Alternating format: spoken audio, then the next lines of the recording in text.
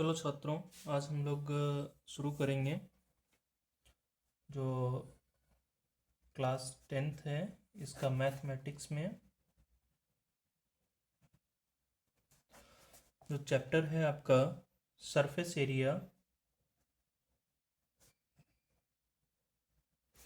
And volumes. ठीक है, surface area and volume यानी पृष्ठीय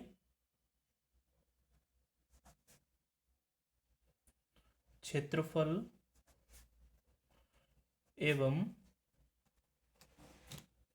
आयतन के बारे में। पृष्ठीय क्षेत्रफल एवं आयतन के बारे में हम लोग आज पढ़ेंगे। तो सबसे पहले चैप्टर में आगे पढ़ने से पहले हम लोग समझ लेते हैं कि पृष्ठ क्या है, क्षेत्रफल क्या है और आयतन क्या होता है। तो बच्चों, क्षेत्रफल जो है, जो एरिया है, वो उस जगह को कहते हैं जो ऑक्यूपाई की जाती है किसी सरफेस के, किसी ऑब्जेक्ट के द्वारा उसमें रखने पर। जैसे एग्जाम्पल के तौर पे अगर मैं आपको बताता हूँ, जैसे कि ये मेरे पास एक पेज है, तो इस पेज को रखने के लिए जितनी जगह की ज़रूरत पड़ती है वो क्या कहलाएगा, इस पेज की क्षेत्रफल, इस पेज का क्षेत्रफल या एरिया कहलाएगा। अच्छा, ये तो चीज़ कैसी है, ये एक 2 डायमेंशनल चीज़ है, द्विविमीय चीज़ है, वस्तु है जिसमें सिर्फ क्या है, लंबाई है और चौड़ाई है, सिर्फ लंबाई और चौड़ाई है। बेसिकली हमारे पास 3 दूरियां होती हैं, एक तो होती है लंबाई और एक होती है चौड़ाई और एक होती है ऊंचाई। तो अगर इन 3 दूरियों में से कोई 2 दूरियां हैं, किसी भी ऑब्जेक्ट में सिर्फ 2 दूरियां, जैसे एक मेरे पास ये कांच का एक रेक्टेंगल है, तो जैसे ऐसी वस्तुएं जिनमें सिर्फ कोई 2 चीज़ें होती हैं तो उनको हम द्विविमीय कहते हैं, 2D कहते हैं शॉर्ट में, द्विविमीय। तो इसमें सिर्फ एक प्रकार का क्षेत्रफल होता है, जो द्विविमीय वस्तु है उसमें सिर्फ एक प्रकार का क्षेत्रफल होता है। और ऐसी चीज़ें जिसमें लंबाई भी हो, चौड़ाई भी हो और ऊंचाई भी हो, लंबाई चौड़ाई ऊंचाई होती है, तो उसको हम कहते हैं 3D यानी त्रिविमीय वस्तु या जो भी चीज़ है, त्रिविमीय यानी 3 डायमेंशनल। तो इसमें लंबाई भी होता है, चौड़ाई भी होती है और ऊंचाई भी होती है। जैसे एग्जाम्पल के तौर पे एक हमारे पास एक क्यूब है, ये देखिएगा। अगर हम इसमें क्षेत्रफल की बात करें तो हम साधारण तौर पे ऐसे भी कह सकते हैं, वह चीज़ जिसको हम टच कर सकते हैं सब कुछ क्या कहलाएगा, क्षेत्र कहलाएगा, क्षेत्रफल कहलाएगा। तो एक इसमें अगर हम बात करें तो इसमें कितने जगहों पे क्षेत्रफल है, एक तो इसका आधार जिस पे ये रखा गया है, ये वाला क्षेत्रफल हो जाएगा, ये क्षेत्रफल हो जाएगा, एक इधर, दूसरा इधर, तीसरा इधर, चौथा इधर। तो 4 क्षेत्रफल तो दीवारों वाले हो गए, 5वां ऊपर की तरफ हो गया और 6ठा नीचे की तरफ हो गया। तो ये जो 6 क्षेत्रफल हैं इसमें, इनको अलग अलग नाम भी दिए गए हैं। तो नाम क्या दिए गए हैं वो भी हम लोग जान लेते हैं, क्या अलग अलग नाम हैं इनके। जहाँ पर वस्तु रखी जाती है, यानी जो आधार है जिस पर वस्तु को रखा जाता है, वो क्या है, आधार का क्षेत्रफल कहलाता है। जैसे कि अगर हम इस क्यूब में बात करें, इसको हमने इस तरीके से रखा है ऐसे करके, तो ये जो वस्तु है, जो नीचे वाली चीज़ है, वो क्या कहलाएगी, आधार। तो आधार का क्षेत्रफल हो जाएगा। अच्छा, दूसरी चीज़ है कि इसका जो एक होता है आधार, एक उसके विपरीत साइड में जो है वो छत कह लो या टॉप कह लो, ढक्कन कह लो, ऊपरी सिरा कह लो, कुछ भी कह लो। तो ये आधार हो गया नीचे की तरफ, तो ये क्या हो गया, उसका छत या ऊपरी सिरा हो गया।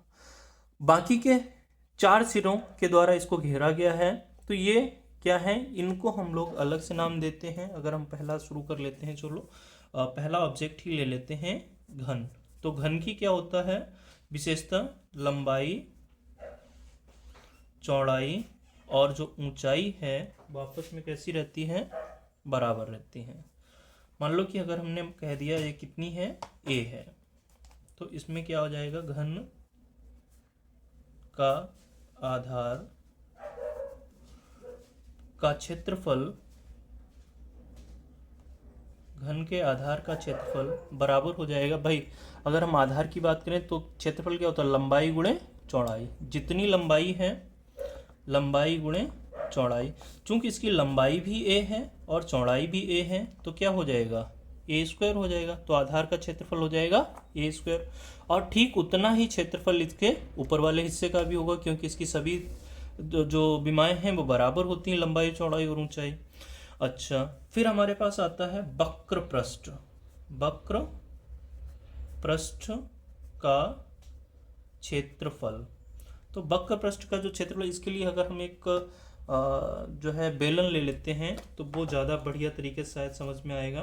जैसे ये एक हमारे पास बॉक्स है, बेलन के आकार का है, नीचे ये ऐसे है, साइड इसकी गोल है और ये ऊपर से टॉप है। तो ये तो आधार हो गया, ऊपर टॉप हो गया। अब जो साइड वाली जो सिरे दिख रहे हैं ये कैसे मुड़े हुए हैं, वक्र सिरे हैं।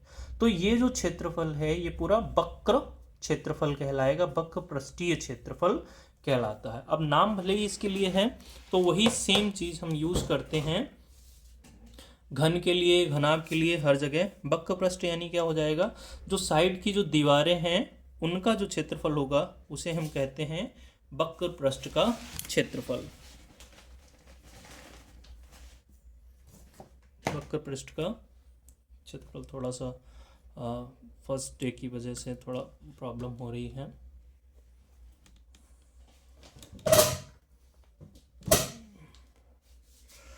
देखते हैं अब इसमें वक्र पृष्ठ का क्षेत्रफल कितना हो जाए, कितने हैं साइड वाली दीवारों की बात करें तो एक ये हो गई, 2, 3 और 4। और चारों का क्षेत्रफल कैसा है, सभी बराबर है, चूंकि लंबाई चौड़ाई सब बराबर है। तो क्या हो जाए, एक सिरे का कितना था, एक हिस्से का, एक पृष्ठ का ए स्क्वायर, और कितने पृष्ठ हैं इसके, 4 पृष्ठ हैं वक्र यानी साइडों वाले, तो ये हो जाता है 4a स्क्वायर। इसी वक्र पृष्ठ को हम लोग जो है पार्श्व पृष्ठ भी बोल लेते हैं, पार्श्व पृष्ठ का क्षेत्रफल।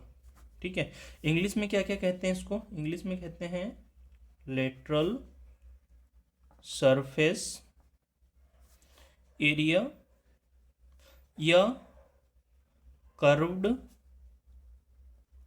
Surface area. अच्छा, ये तो हो गया। अब हम लोग संपूर्ण पृष्ठ की बात कर लेते हैं। संपूर्ण पृष्ठ का क्षेत्रफल। अब संपूर्ण पृष्ठ का क्षेत्रफल यानी क्या है, जितना भी जगह हम टच कर सकते हैं इसको, जितनी भी जगह पे हम टच कर सकते हैं वो सब कुछ क्या होगा, संपूर्ण पृष्ठ। यानी आधार का क्षेत्रफल प्लस ये चारों दीवारों का क्षेत्रफल प्लस क्या हो जाएगा, ऊपर वाले हिस्से का क्षेत्रफल यानी छत का क्षेत्रफल। तो क्या हो जाएगा, आधार का क्षेत्रफल प्लस वक्र पृष्ठ का क्षेत्रफल यानी चारों जो दीवारें हैं उनका क्षेत्रफल प्लस क्या हो जाएगा, छत कह लीजिए या ऊपरी पृष्ठ कह लो, छत या ऊपरी सतह का क्षेत्रफल। तो आधार का क्षेत्रफल कितना था, ए स्क्वायर, प्लस वक्र पृष्ठ का क्षेत्रफल कितना था, 4a स्क्वायर, प्लस ऊपरी छत सतह का जो क्षेत्रफल है जितना आधार का है उतना ही ऊपर है, तो टोटल में हो जाएगा 6a स्क्वायर। टोटल हो गया 6a स्क्वायर। इसको इंग्लिश में क्या कहते हैं ये भी देख लेते हैं। इसको कहते हैं total surface area. Total surface area short में बोलते हैं TSA, टोटल सरफेस एरिया। इसको शॉर्ट में बोलते हैं LSA, लेटरल सरफेस एरिया, या CSA, curved surface area. Basically lateral surface area जब भी हमारे पास घन या घनाभ होते हैं तो हम लेटरल सरफेस एरिया बोलते हैं, और जब भी हमारे पास कोई मुड़ी हुई पृष्ठ वाला आकृति होती है, जैसे बेलन हो, जैसे कि शंकु हो, तो हम इसको क्या कहते हैं, कर्व्ड सरफेस एरिया। हिंदी में वक्र पृष्ठ का क्षेत्रफल और पार्श्व पृष्ठ का क्षेत्रफल। तो ये तो हमारा रहा घन के बारे में। अच्छा, टोटल सरफेस एरिया के बारे में बहुत सिंपल है याद रखना, कि आप ऐसे सोचो, मन में विचार लाओ कि कोई भी जो आपके पास ऑब्जेक्ट है, यदि आप उसको पेंट से भरी हुई बाल्टी में डाल दो, किसी टब में डाल दो, तो जहां जहां पेंट लग जाए, जितने सिरों पर पेंट लग जाए, वो सब क्या होता है, संपूर्ण पृष्ठ में काउंट किया जाएगा। जैसे अगर ये है, इसको मैं पेंट में डालता हूँ कोई जो है, तो कलर कहाँ कहाँ लग जाएगा, इस पृष्ठ पे, यहाँ पर, यहाँ पर, यहाँ पर, यहाँ पर और यहाँ पर, सभी जगह। तो ये पूरा क्या कहलाएगा, संपूर्ण। मान लो कि ये खोखला हो, कि अगर ये खोखला होता, बीच से कट होता, तो कलर अंदर भी पहुंच जाता, अंदर की साइड होता, तो वो भी फिर हम surface area, total surface area में वो भी काउंट करते हैं। जैसे कि खोखला बेलन हो, जैसे कि कोई और ऑब्जेक्ट है, कोई खोखला टाइप का है, तो वो चीज़ तब देखी जाएगी। तो अभी इतना देखते हैं।